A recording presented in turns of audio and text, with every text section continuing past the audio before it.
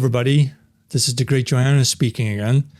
I have a bit of a story to tell, or sort of a quasi-speech to deliver about the reason as to why Hollywood, for a long time, has been pushing aliens and now interdimensionals down our throats. What is the meaning with that? What is up with that? So the Bible speaks of angels, and they all come from heaven, whereas demons come from inner earth or from hell, deep down below. Hollywood movies, however, have brought the idea of an outer space to the big screen cinema. And with it came the aliens of Star Trek and Star Wars creatures, and even the robots and the droids. Did you know that it's only been since around the 17th century that Western audiences have started believing in this thing called outer space, as first proposed in the novel Paradise Lost, 1667 by John Milton. And the actual phrase outer space didn't even exist until the year 1845. First mentioned in Alexander von Humboldt's writings, the German geographer and naturalist. Before that, no one believed in this whole idea that there could be a space outside of the earth and the moon and the sun. You see, up until the industrial age, heaven and earth had been all that ordinary people cared to know about. Scientists then expanded our little world into the vastness of space, with a diameter, as they now say, of 93 billion light years. But what if aliens nowadays aren't going to come from space anymore, but from alternate dimensions right here on Earth? So a while ago, I was taking notes when I heard American political pundit Tucker Carlson mention in a conversation with conspiracy theorist Alex Jones that there had now been sightings of interdimensional beings. They say that these interdimensionals have always been here, and they're affecting us, and they're changing us.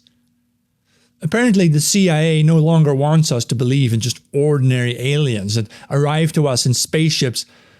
There's also now the other theory by Isaac Weishaupt in his 2016 book called The Star Wars Conspiracy, in which he claims that Hollywood has been trying to prepare audiences worldwide for the arrival of actual demons, but disguised as aliens from outer space.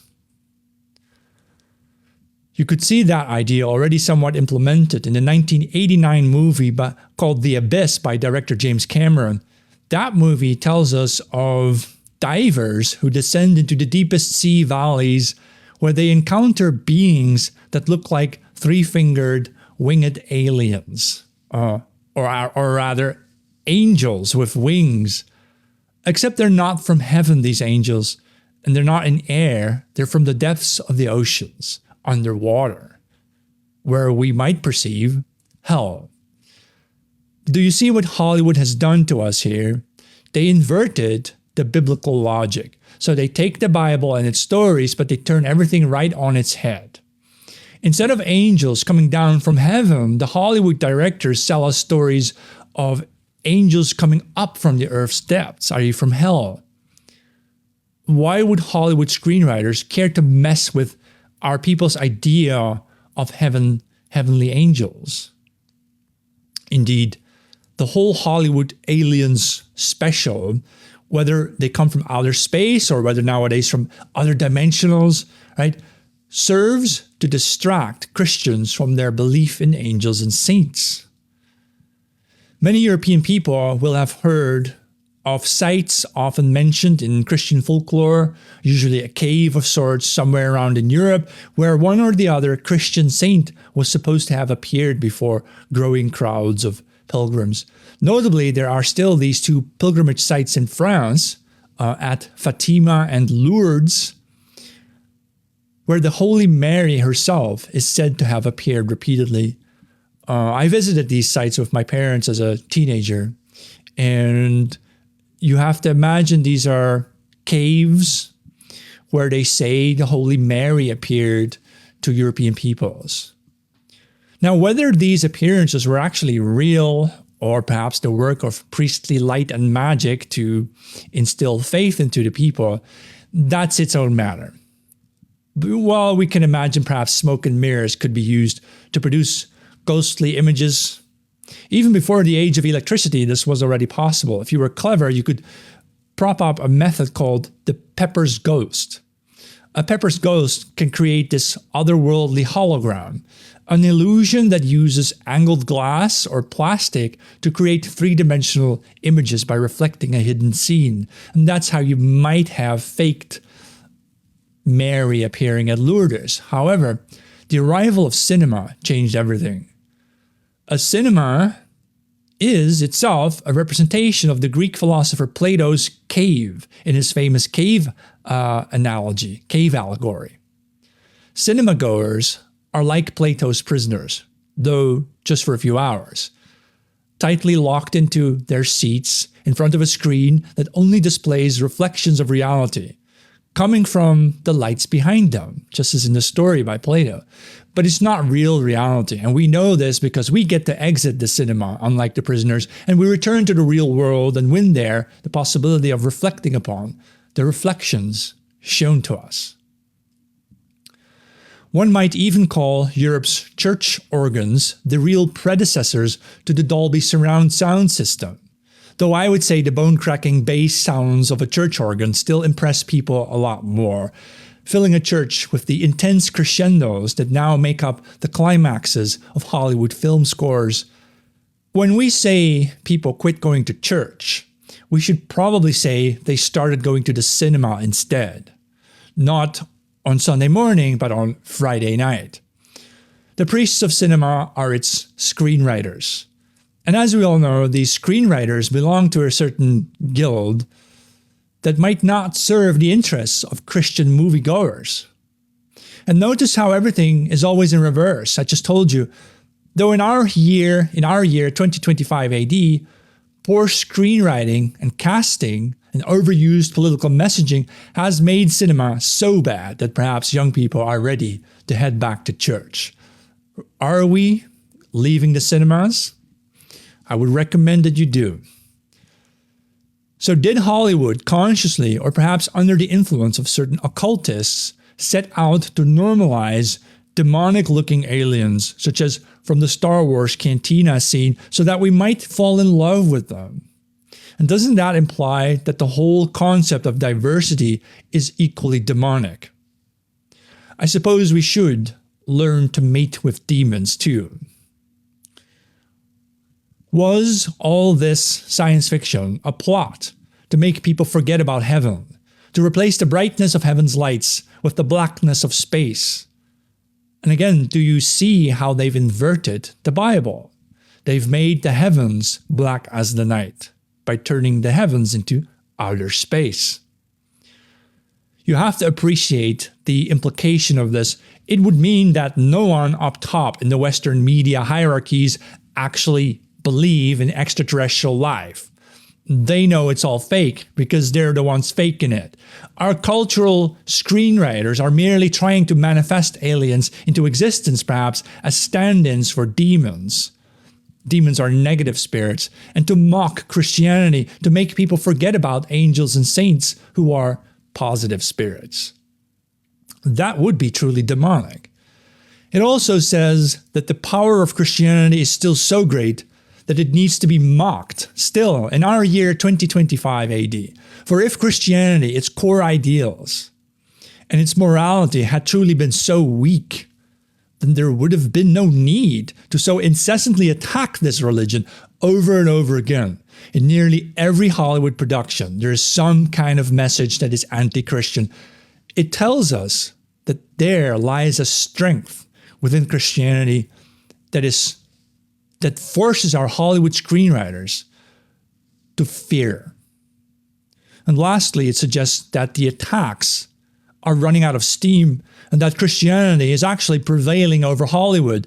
Several outlets have noted over the past years that Christianity is making a comeback, and that young men looking for a cure to their porn addictions are escaping to, for example, Catholicism even turning into Catholic fascists, such as one YouTuber by the name of PineSap.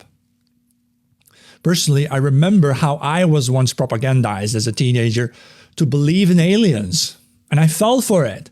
It was during the 1990s when they sold us the Roswell alien landing story.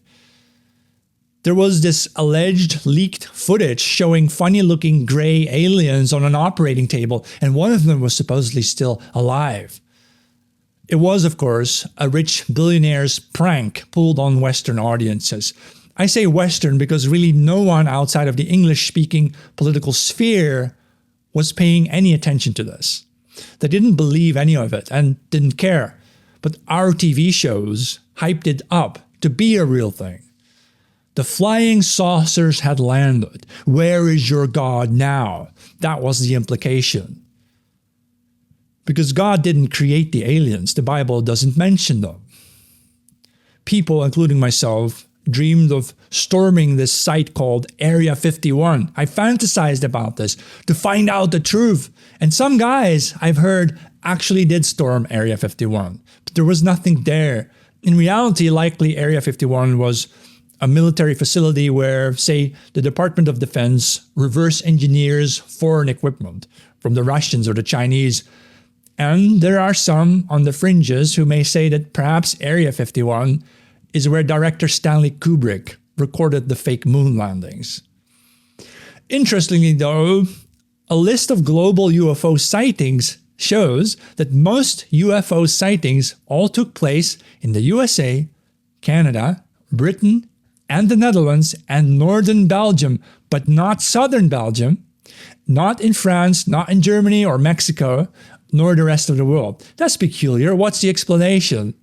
My explanation is that Hollywood movies and TV series about aliens have been most aggressively pushed in precisely the listed Anglosphere areas, including the Netherlands and northern Belgium, which receive subtitled shows from the USA and Britain, but not Germany or northern Belgium, because those places for a long time had their own TV shows in either German or French. So Germans, and the French for that matter, and the Japanese, never fell for the aliens from outer space story, the Roswell landing story, but English-speaking people did. People counter my argument sometimes by saying that, well, aliens would naturally want to visit only the most advanced civil societies, such as the USA. That's why all the UFO landings and sightings were there, right? But this is ridiculous. Are you implying that Germany was not for a long time the most advanced society on our planet? Because they were, and they saw no aliens, right? Germans by far are not believers in aliens and UFOs. By this logic also, Germany and Japan weren't advanced enough apparently, and neither is modern day China. Chinese people never see aliens and saw flying saucers, right? My reasoning is the correct one, namely that Germany and France were much more Catholic Christian oriented than the Anglo world, which is largely Protestant, and Japan is atheist and so on. And other cultures, the Islamic, the Hindu cultures, none of them would have any interest in the idea of aliens from outer space. It's an Anglo thing. And these cultures, right, wouldn't be interested in stories of aliens as stand-ins for angels. Referring to the South Park cartoon series, the phenomena of aliens probing Cartman's behind is a strictly American fantasy, with a very limited appeal to non-American populations. Seriously, no one in Italy or so, or in Eastern Europe, ever dreams about getting probed in the behind by aliens from outer space.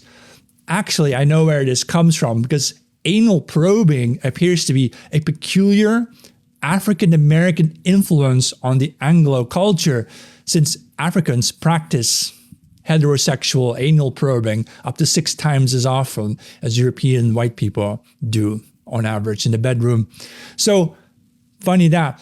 And notice also that UFOs, unidentified flying objects, have been renamed recently to UAPs, unidentified anomalous phenomena. The switch from UFOs, which is spaceships, to UAPs, which includes interdimensional disturbances, follows Tucker Carlson's aforementioned plot twist. it brings me to this question. If our overlords were first trying to make us believe in aliens from outer space, why would they now want us to believe in interdimensionals? By the way, interdimensionals as a concept already appeared on the big screen in Indiana Jones and the Kingdom of the Crystal Skull. So what's the reason?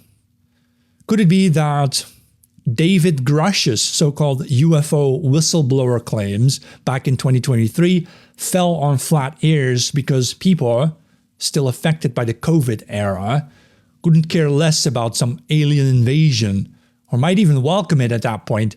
So Grush was a former US Air Force member who claimed, among others, that the Pentagon was secretly reverse engineering alien materials retrieved from alien aircraft, even studying the pilots' corpses.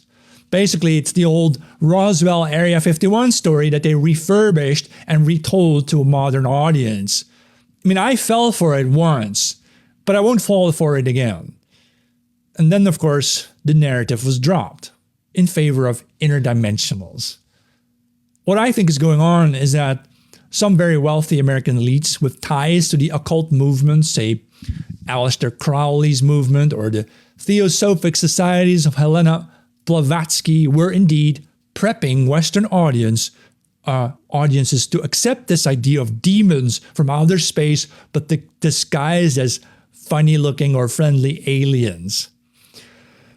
They switched to the idea of interdimensionals to renew the interest in their scam while preserving the possibility to, at a later date, present global audiences with demonic-looking creatures from alternate dimensions to make you forget about angels and saints.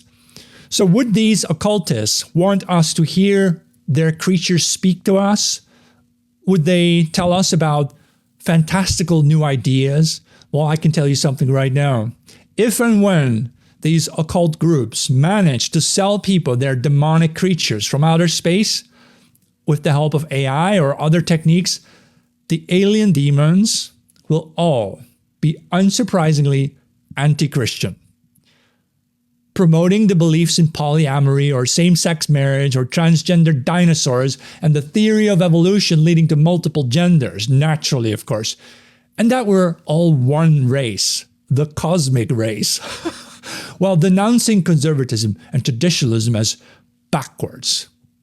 It's a joke, people. It's all a joke. There are no aliens from outer space, and there is no life outside of Earth. It's all part of an elaborate prank pulled by occultist American elites and their billionaire friends. They find it hilarious to make us forget about angels and saints and get us falling in love with the blue creatures from planet Pandora in James Cameron's Avatar. The name Pandora, of course, refers to European tales of a Greek woman named Pandora. She's left a box that her husband tells her never to open. She opens it anyway and releases demonic spirits into the world.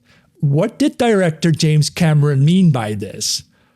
So it won't surprise me that if one day these interdimensionals are revealed, it will be like intersexual, polyamorous whatevers. But I doubt that Christians will believe a word of what these AI-generated freaks will have to say. Thank you for listening to this. I thought this was a meaningful speech to clarify this distinction between the biblical stories and what Hollywood did to it. Hollywood Screenwriters Guild, the one with the small hats, they read the Bible and they're thinking, how can we twist this? How can we subvert and invert this? And then they'll say, well, you know what? If they believe in aliens from heaven, we'll give them demons from outer space instead. Right? I think that book that I mentioned by Isaac Weishaupt called The Star Wars Conspiracy, I think that's largely true. I don't believe in real demons coming to us from outer space, but I do believe that that's the intent of certain occult groups with ties to Hollywood. They like to slip in the idea of aliens as a distraction from Christianity, as a distraction from the belief in holier angels and saints and so on. I think that's just it. It is just the whole thing, including Roswell and all those stories about aliens and flying saucers. It's just a plot to make us forget about Christianity, about our Christian beliefs. And that is something I am pretty much done with, right? I mean, I didn't know about this. I just sat down a week ago when I wrote this little story, this little speech. I started thinking about that. My God, is that what they're doing? And you start digging into it, and it just makes so much sense that none of this is real. There are no extraterrestrials, no ET, or they gave us Alf. Remember who Alf was? Who saw that when you were young? Alf and whatever, all these weird, bizarre things. It's all to introduce you, to get you used to the concept of some kind of weird, freaky diversity where we won't just even look human anymore, right? But we'll end up looking like, some doctor on a freak island doing experiments on animals, attaching an elephant's trunk to my face or something, and I'll be an elephant man, right? That's what they're trying to do, and it's just horrible. Hold on just a second. Yep. So they believe in Moloch. That's what I would say, yeah. Absolutely. All right. Keep up the wonderful work. Well, thank you for listening. Today I lost some friends on TikTok. That's really nasty. Or there was a really friendly woman I had done an interview with, and she was on several other live streams as well. And because she was kind of like saying that she didn't want to mix snow with mud, she said it out loud with her real name on TikTok. And guess what happened? All these brown guys, black guys come into her DMs threatening her with death threats and so on, threatening to kill her. And they reported her account, and now she's gone. So that's how that goes. You have these Blackistanis and brownies and so on. When a white woman tells them that she's not interested in non-white men, and believe it or not, such women actually exist, that they're not attracted to, Africans or whatever, they respond with hate, man. Real hate, like violent hate. They almost instantly feel like they want to kill the white woman who doesn't want to sleep with them. And I think that may in fact be a sort of psychological underpinning of why we see so many rapes in Britain and in Germany, for example, in Sweden. It's because these men expect to get a white woman, but when the white woman says no, they freak out and they kill her or they do something worse to her. And that, man, that is our primary concern, I would say, in this whole movement that I represent, this reactionary, right-wing nationalist, ethno-nationalist movement. I would say that's the primary issue, the safety of our women. How can we tolerate this any longer? How do we allow this any longer? These freaks, the real demons from other worlds, coming to our shores, crossing our borders, and demanding everything for free while they harm our women. And then when they do harm our women, we get the whole media apparatus to deny it and ignore it and pretend as though it's a men's problem, as though we're doing it, as though it's not like 90% of the rapes in Paris or in Sweden are committed by men who weren't even born there, because that's the real truth. That's the real truth. Don't give me that. But white men also rape. Yeah, that's the 5%, right? The other 95% is you, right? And we're going to talk about that, You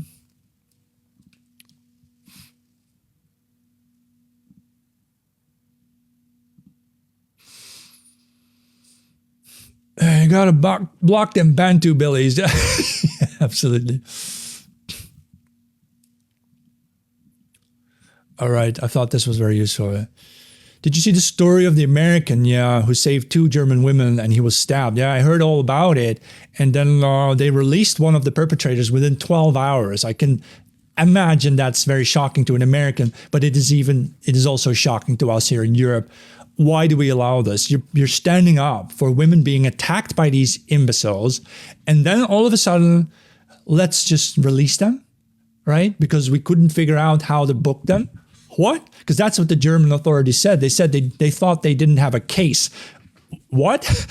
Someone's face got slashed, a tourist, right? I mean, it will be fine with me if Americans cancel all their vacations in Germany until this problem is solved.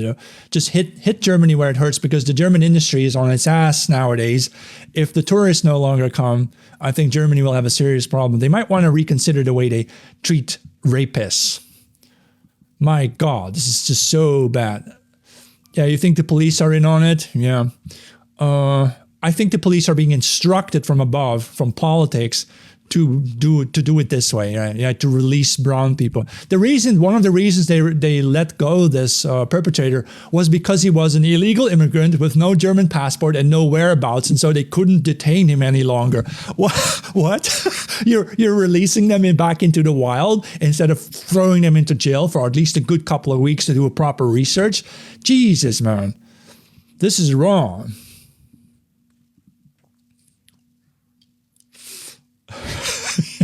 Yeah, I blocked this AWS. I mean, I've had enough of what you call it, the infringing, the interrupting, the disturbances from a lot of these outsiders who demand that we somehow pay them attention, treat them as though they're our children. You're not our children. We're not your parents. We're a different species, for Christ's sake. Leave us alone. What are you even doing here? We have our own problems and we need to attend to them. All right. Yeah, I listened to at least half of Bowden's speeches. There's a whole website where he has this archive of the speeches. I listened to most of them. I think they're pretty good. Have I told you what he was doing? Bowden often spoke about writers, authors, and so on, musicians and artists from the early 1900s, often late 1800s. And he was basically retelling their stories because before World War II, you can imagine the sort of literature that white men would write was not politically correct by our standards. It was just really, we would have called it ethno-nationalist or reactionary by today's standards. So you go back to those authors and you retell their story of what they meant. That's what Bowden did. You bring them back to life. So I do recommend that you listen to Bowden's speeches. Yeah, he was an incredible Englishman. Yes, absolutely. Fantastic man.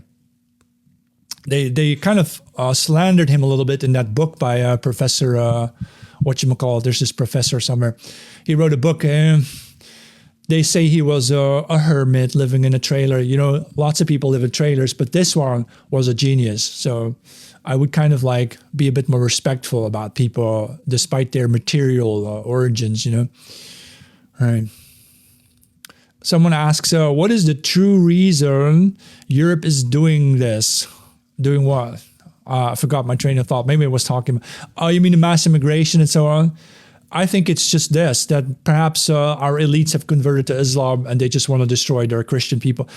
In the core, if you go back to the speech that I had at the start of this live, it's about dismantling Christianity, but there are elites of the West who are not Christians anymore, or maybe never have been Christians. They understand now that you cannot change Christianity. Christianity is too strong. The only way to get rid of Christianity is by getting rid of Christians. And so that's what this is.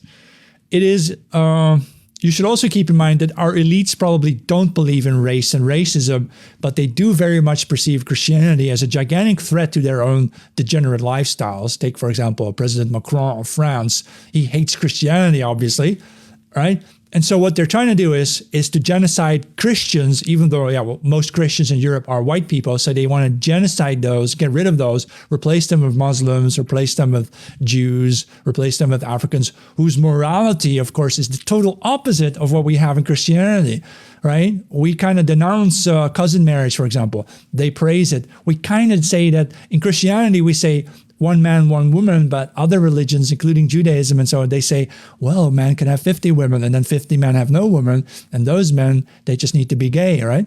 So that's where it all comes from. That's where the whole LGBT movement also comes from. It's a way of telling beta males, don't even try. Just give up and be gay, right? So I'm telling you not to do it. I'm telling you, don't give up, be strong, right? Fight on. Hey, Johannes, yeah. Have I read the Iliad or the Odyssey before? I have read those because I went to a high school where we had Greek and Latin class. And yeah, I read the Iliad and the Odyssey long ago, though. Parts of it were very boring of the Iliad. I remember that.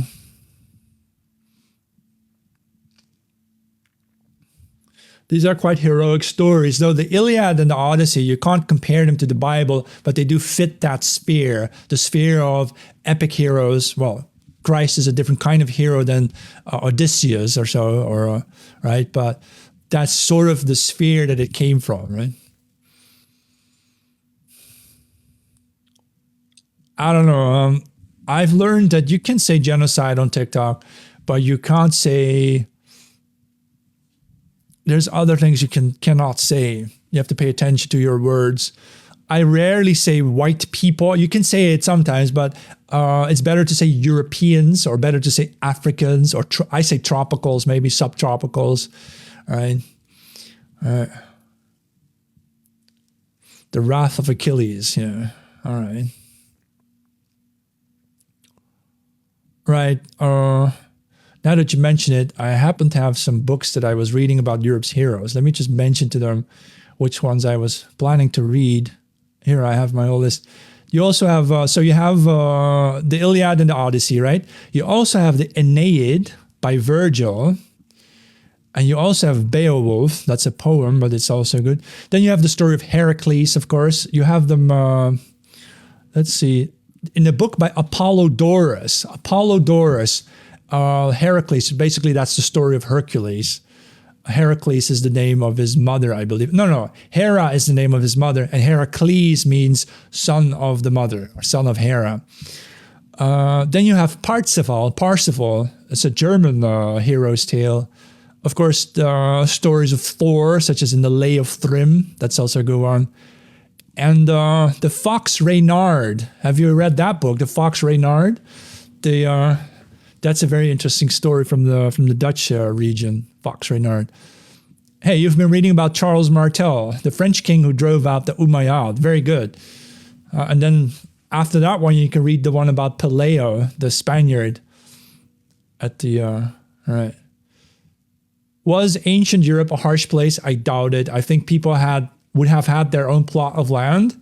They would have had cattle and chicken and so on, and deer, even wild deer to catch sometimes, and their pork. I think they would have been totally fine, but local. You would have to do a lot on foot, so you're not going to travel from Sweden to Italy and back. You wouldn't do that. Though some merchants did. Even 3,000 years ago, some merchants did walk all across Europe, but most people would have had their multi-family houses. You wouldn't build a house for each family. They didn't do that. In ancient Europe, you would have had a big multi-family house, like a Viking longhouse, for example, and you would have the grandparents, the parents, and the grandchildren all together in one house, all related, of course. And interestingly, if you were a woman and you married a man, you would move into their family house. You would you would move in with his grandparents, his parents, right? That's how it was done. You, as a woman, you would become part of the new household, the man's household. That's how it went in patriarchies in Europe, right? Do you have my reading list on Linktree? Oh, that's a good idea. I will. You know what? I don't have it up yet, but I might put it up. I might put up like my favorite reading list. Though what I do have is on my website. If you go to jmk.info, there's a menu option somewhere called book recommendations. And you could have a look at those. There's a couple of articles I wrote with book recommendations. And, don't ask me if I like black guys. Ugh. Arminius too. That's a very good story. Vercingetorix as well, of course. And who else? Rollo. Who knows the story of Rollo? Rollo was a Viking who married a Parisian princess from France, and his son became, if I'm not mistaken, King William of England. So, I might be wrong about that one, but it's there's this story about Rollo the Viking marrying a princess near Paris, and he ends up then also becoming, his children become the King of England. Conquerors, a race of conquerors, yeah. So Rollo is an interesting story. Right. Ancient Europeans were also physically stronger. Yeah. So that's the peculiar thing. Did you know that Africans today are on average shorter than Chinese? So the average sub-Saharan African male is actually shorter than the average Chinese male. Don't confuse black people with these big ass basketball players. Average black people are smallest. They're the smallest race on earth. They weigh the least and they are shortest. It's truly remarkable. that they are hyped up to be so much more than what they really are. Right? I mean, did you know that the average sub-Saharan African male is shorter than the average Dutch white woman? That's ridiculous, but it's true. So this whole notion that we're going to mix races on a large scale, no way. There are not enough tall black men to mate with the European women. Forget about it. It's just not going to happen. You will see some mixing going on, 5%, 10%, 20%.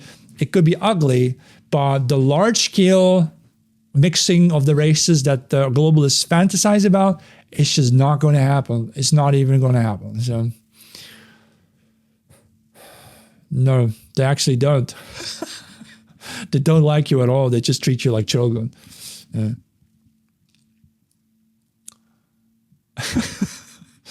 Kalergi plan is real, yeah. Yeah, get this. It's 2025 today. In 1925, that book was written, Practical Idealism by von Kalergi von Coudenhove, or Richard von Coudenhove Kalergi, about erasing Europeans with mass immigration until Mustache Man tried to stop it. And then after him, they started again. But they've been trying it for 100 years and it hasn't happened yet. So there's always this idea where what globalists want cannot be done rapidly. They think in big terms, right? Large scale change. And it will happen only very slowly and might never happen at all. Or they get to 10% or 15%, but never even close to 50%, right? So we got to keep that in mind, that a lot of what the globalists are trying to do to us is either going to be very slow or might not work at all. So don't overestimate their capacity to do things to us. Reality still has a sort of buffer in place that pushes back naturally. Right?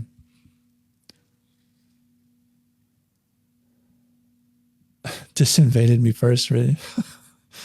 All right.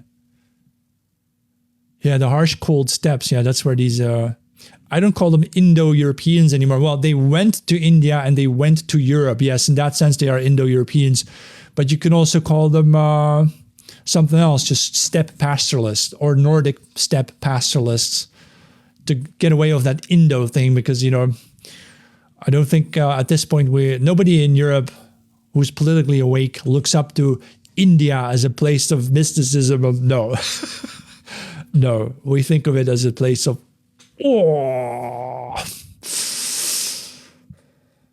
What are the reasons behind immigration? At least ostensibly economics.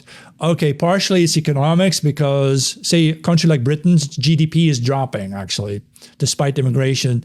They thought they were going to actually upgrade their GDP and make more money off of immigration, get more people in, more customers. But it turns out it costs so much to integrate these people that the overall economy is just suffering. That's just the economic part. The other part is that your elites in the West truly hate Christianity and they really want to genocide white Christians with outsiders whom they think are, I don't think they're going to be easier to manage, but are more attuned to the degeneracies of our Western elites, like child bride marriage or a cousin marriage or so on, or polygamy, polyamory, and so on. Whereas Europeans who are still too Christian, white Europeans are still too Christian. We don't like that kind of stuff, We don't want to go along with that. And so our elites are just a different class. They're awful people. Yeah, it's just a background. I actually went to the museum in Norway where they had this painting, Uskurai, by Peter Nikolai Arbo. It represents the wild hunt, which is an old heathen concept. The wild hunt is even registered in places like France, but of course Germany, Scandinavia. It is paired often with the sound of a flock of raven at night blowing past your house, or with strong winds. And then, it's supposed to announce the coming of war or the arrival of trouble, death to one's door. Yeah.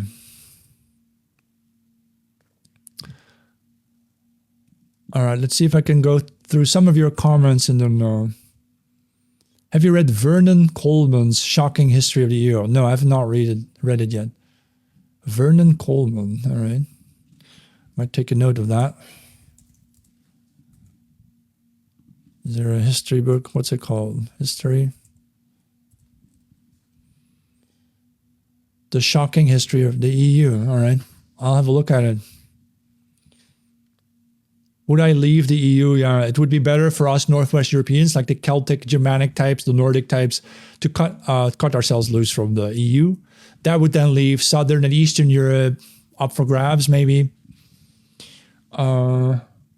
But there's just nothing to do about this. I think it's very likely that Europe might fall apart into sort of a Germanic Holy Roman Empire, and then a Southern European thing, and perhaps a separate Eastern European thing. Or maybe Eastern Europe will simply remain trapped between a strong Western Europe and Russia, of course. All right.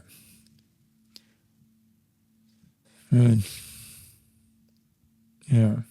North Europeans are very tall, yeah. Carl Jung, he was a very smart man, very genius, very aristocratic. I definitely think it's worthwhile reading his books, as long as you keep in mind that what Carl Jung tried to do with the archetypes is to recreate a sort of polytheistic religion. He meant these, the collective unconscious and the archetypes to be a sort of new pantheon of gods. He was very much into the occultism, and that's what you would need to learn about. If you want to read Jung, fine. He's, of course, he's genius, so you should read him.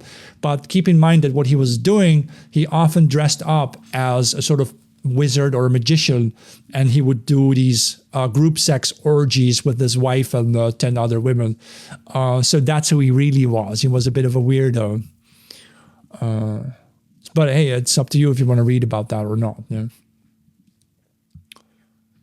The original, yeah. I'm going to have a look at it, yeah. All right, I'm going to log off because I don't want to spend too much time on these shows. Just like 40 minutes is usually a perfect time. And I'll be back whenever I have some new content. I decided to just do lives when I have something meaningful to say, like when I can start it with a good speech or so. And then I do enjoy the interaction with you. That was very great.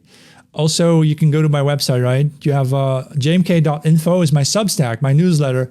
Everything I do is there. Everything. My books, my articles, my videos are on there totally for free, so you don't even need a subscription to see the videos. I would like you to subscribe so I can get your email address and keep you in the loop. When I get arrested or shot or something, you would know about it first. And otherwise, if you have a paid subscription, you can also download my books. So you're going to get my books if you get a paid subscription as an EPUB and a PDF. And you will also access, there's a ton of articles on there. Some of them are free to read, but nowadays, my written articles are going to be for paid supporters. And my videos will always be for everyone because I want to disseminate my voice. That's okay. Free subscribers can still get access to the occasional free article, written article. So, all right, then good luck with everything, and I'll talk to you soon.